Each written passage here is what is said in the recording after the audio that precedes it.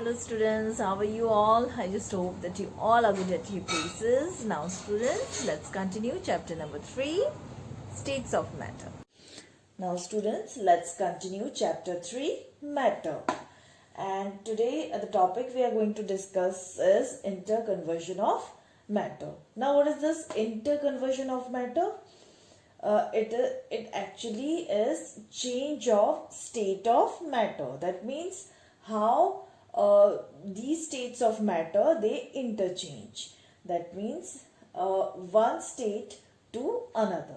So it involves change of state of matter from one state to another and back to its original state. So the change is actually brought about by changes in temperature and pressure. Now for example, here is ice, and ice is a solid state of matter, and on heating, when the ice melts, then it changes into water, and water is a liquid state. And then further on heating water, it evaporates and it forms water vapor. Okay, and water vapor is a gaseous state. Then further on cooling, these water vapors they changes into water droplets and then into water. So water again, it changes into water again. So water is a liquid state. Then further on freezing, these water droplets or water, which is a liquid state, it changes into ice, which is a solid state. Okay, so this is how you can see that ice, it goes through the different states and then it comes back to its original state, which is solid. Okay, so this is known as interconversion of matter.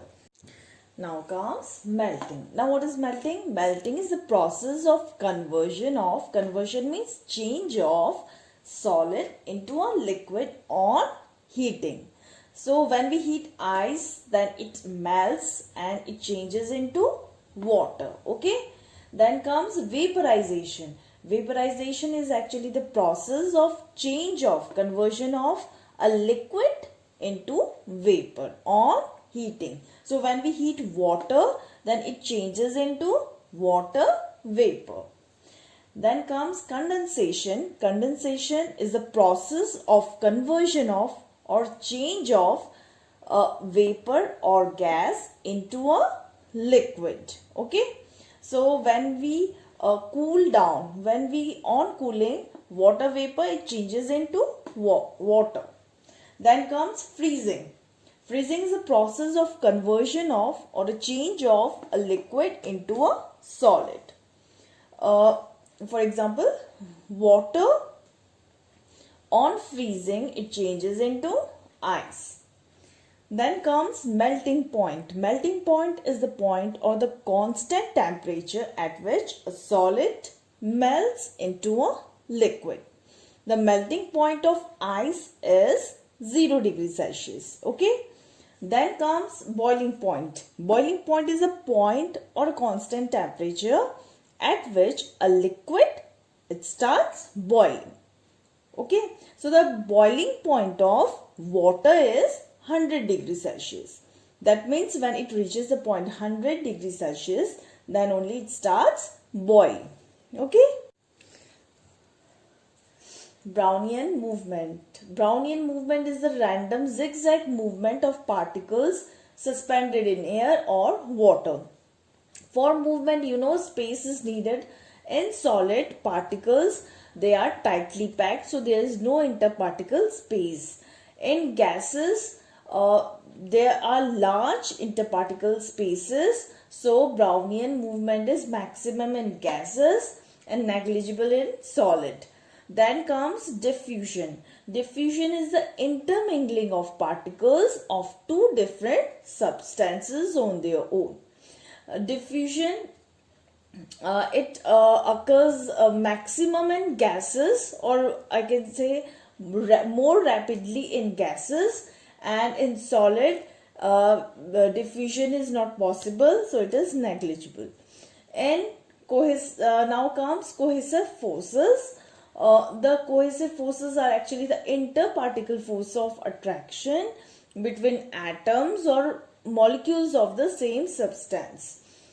In solid, cohesive forces, they are maximum because particles they are tightly packed, so they are very close to each other, so the force of attraction is maximum.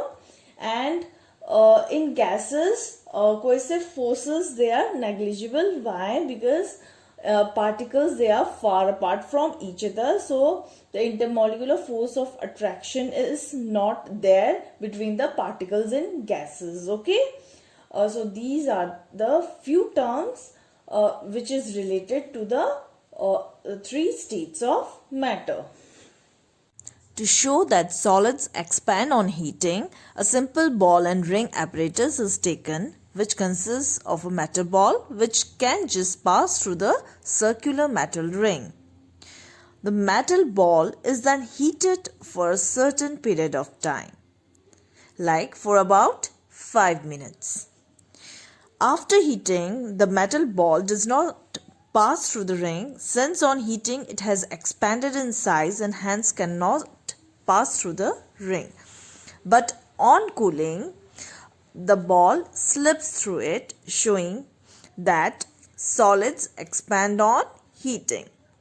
To show that gases expand on heating, take an empty hard glass bottle and cover its mouth with a deflated balloon. Deflated means the balloon without having any air, and then keep the bottle inside hot boiling water.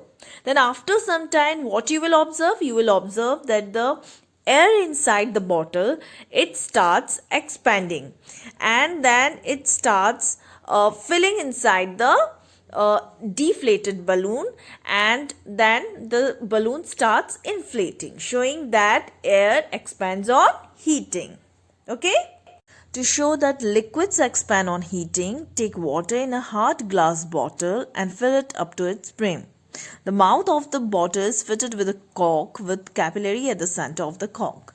Now fill a tub with hot boiling water and keep the bottle with liquid inside the tub. Then after some time, what you will observe? You will observe that the liquid inside the bottle starts rising up into the capillary, since water in the hot bottle has expanded on heating. As you can see that the liquid, it rises up. Now place the same bottle inside a tub filled with ice cold water. Then you will observe that the level of the liquid in the capillary, it starts decreasing. Thus it shows that liquids expand on heating.